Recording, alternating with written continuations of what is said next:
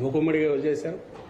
మూకుమ్మడిగా ఎప్పుడైతే వాళ్ళ మీద వ్యక్తిగతంగానో ఎవరి మీదైనా వాళ్ళ మీద వాళ్ళ మానసిక స్థైర్యమో లేక వాళ్ళ ఆత్మవిశ్వాసం దెబ్బతీసే రకంగానో ఆత్మగౌరవం దెబ్బతినే రకంగా ఆరోపణలు వచ్చినప్పుడు ఎక్కడ స్పందన అనేది వస్తుంది చేసి అండ్ ఖచ్చితంగా ఆ వ్యవస్థ ఏదైతే వాలంటీర్ వ్యవస్థ ఉన్నది అది ఇండిస్పెన్సబుల్, అంటే దాన్ని ఎవరు ఏమీ చేయలేరు, అదే ఖాయం. ఎందుకంటే దాని అవసరము దానివల్ల ఉపయోగము రెండు కూడా ఎస్టాబ్లిష్ అయిపోయాయి 4 ఏళ్లలో. అండ్ ఖచ్చితంగా మేము మళ్ళీ జగన్మోహన్ రెడ్డి గారు ఇప్పటికంటే ఇంకా మరింత మెరుగైన మెజారిటీతో ప్రమాణ స్వీకారం చేశాక అక్కడ ఎక్కడెక్కడ ఏవే ఉన్నాయో ఫిల్ చేయడము, దాన్ని మరింత ఎఫిషియెంట్గా వాడుకోవడం అనేది జరుగుతుంది. కాబట్టి ఆ భరోసా కూడా వాలంటీర్లందరికీ ఉంది. బట్ వాలంటీర్ అనేది బేసికల్లీ మనం అవునన్నా కాదన్నా that is a volunteer job. అది అందులోనే ఆ నిర్వచనంలోనే ఉంది, దాని ఆ పేరులోనే ఉంది, దాని డెఫినేషన్లోనే వాలంటీరింగ్. అండ్ ఇచ్చేది కూడా పారితోషికం తప్ప that is not salary. And వాళ్ళ బాధ్యతలు కూడా మోర్ స్వచ్ఛందంగా చేసేవి. నిజంగా వాళ్ళు చేసే సేవకు కానీ వాళ్ళు చేస్తున్న వాటికి కానీ ఫ్యూచర్లో వాళ్ళ కెరీర్ గ్రోత్కో ఇంకోదానికో ఖచ్చితంగా ఒక ఆత్మవిశ్వాసంతో సమాజంలో బాగా బతకడానికి పైకి రావడానికి అవసరమైన, అలాగే సామాజిక స్పృహ పెంచుకోవడానికి అవసరమైన ఒక బాధ్యత వాళ్ళ మీద పెట్టారు జగన్మోహన్ రెడ్డి గారు. సో ఒక సాలిడ్ ఫౌండేషన్ లాగా, ఒక ఇంటర్న్షిప్ లాగా ప్రతి యువతీ యువకులు ఎవరైనా సరే దాంట్లోకి వచ్చారంటే బయటకు వచ్చేసరికి ఒక ఆత్మవిశ్వాసంతో వస్తున్నారు. మనకు మామూలు మన ఎడ్యుకేషన్ సిస్టమ్ అంతా కూడా దాన్ని ఏమంటారు, దాన్ని సపరేట్గా సమాజంతో సంబంధం లేనిగా నడిచే రకంగా ఉన్న నేపథ్యంలో దీంట్లో ఎవరైనా ఎంటర్ అయితే ఆ interaction with society, old people, depend అయిన వాళ్ళు, వాళ్లకు లేదా పూర్తి గవర్నమెంట్ రూల్ ప్రొసీజర్స్ తెలియని వాళ్లకు హ్యాండ్ హోల్డింగ్ చేయడం అనేది అది అది అది ఒక బాధ్యతను పెంచేది. అలాగే ఫ్యూచర్లో వాళ్ళు మంచి లీడర్షిప్ దీంట్లో పోవడానికి ఉపయోగపడేది. ఆ రకంగా వాళ్ళు దాన్ని ఉపయోగించుకుంటున్నారు. ఇది ఈ ఆలోచన చంద్రబాబు నాయుడుకి వచ్చినా చేయడు. ఎందుకంటే ఈయన పర్పస్, ఈయన ఉద్దేశం ప్రజలకు మంచి చేయాలని కాదు.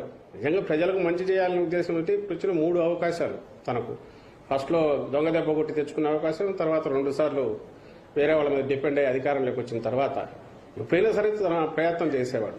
ఆయనకి ఎంతసేపు ఉన్నా ఎన్నికల సమయానికి ఏదో ఒక రకంగా చేసి బయటపడడం, ఆ తర్వాత దోచుకోవడం, మొత్తం అన్ని రకాలుగా మళ్ళీ ఎన్నికలు వచ్చేసరికి కొత్త పొత్తులతో ఎంటర్ కావడం, మళ్ళీ కొత్త డ్రామాలు వేసుకోవడం అనేది చేస్తున్నాడు. కాబట్టి ఆయన కలలో కూడా ఇలాంటి సిస్టమ్ను ఊహించలేడు, ఇలాంటి వ్యవస్థను నిర్మించలేడు, ఇలాంటి సర్వీసులు డోర్ స్టెప్ దగ్గరికి తీసుకుపోలేడు. డొల్ల మాటలు మాట్లాడతాడు.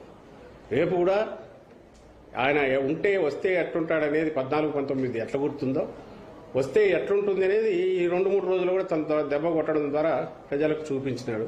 కాబట్టి ఆయనకు ప్రజలు ఒక్కసారి దీన్ని రుచి చూసినాక, అంటే మంచి చేసే పాలన ఎట్లుంటుందో రుచి చూశాక మళ్ళీ ఆయన గురించి పొరపాటును కూడా భ్రమలో ఉంటారని అయితే నేను అనుకోను.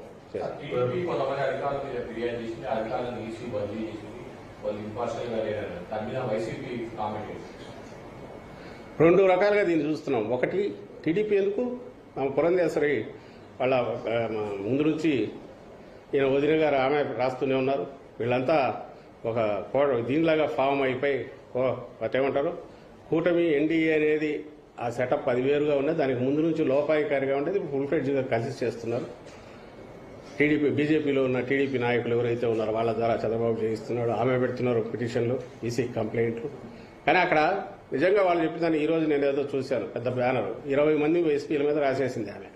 ఈ లెక్కన మోడీ గవర్నమెంట్లో పైనుంచి కిందికి ఉండే వాళ్ళందరూ బీజేపీ తొత్తులై ఉండాలా వాళ్ళు ఎవరో, లేదా బీజేపీ రూల్ స్టేట్స్లో ఉండే వాళ్ళంతా వాళ్ళ తొత్తులై ఉండాలా. అసలు అంటే ఏం రాస్తున్నారో, ఆమె మంత్రిగా కేంద్ర మంత్రిగా పనిచేశారు. సరే, ఈ చంద్రబాబు నాయుడు అయితే అంతకుముందు సీఎంగానే చేశాడు.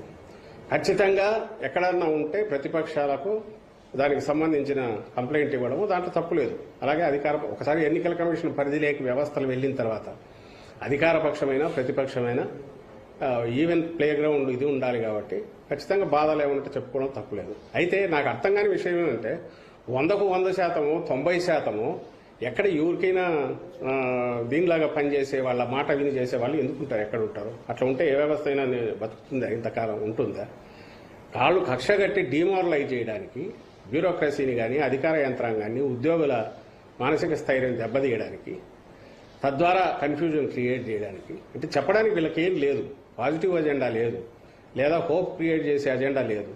అందుకని ఇలాంటివి తప్పుడు ఎత్తులు వేసి రాస్తున్నారు. ఈసీ మీద కూడా ప్రెజర్ తెస్తున్నారు, వాళ్ళు లొంగిపోతున్నారు. ఇప్పుడు నిన్న ఆఫీసర్లు ట్రాన్స్ఫర్ చేశారు. ఏ రీజన్ కింద చెప్పిండాల్సింది. ఒక్కటి వాళ్ళు చెప్పగలేదు. చిలకలూరుపేట పిఎం సభ నాకు తెలియక అడుగుతాను.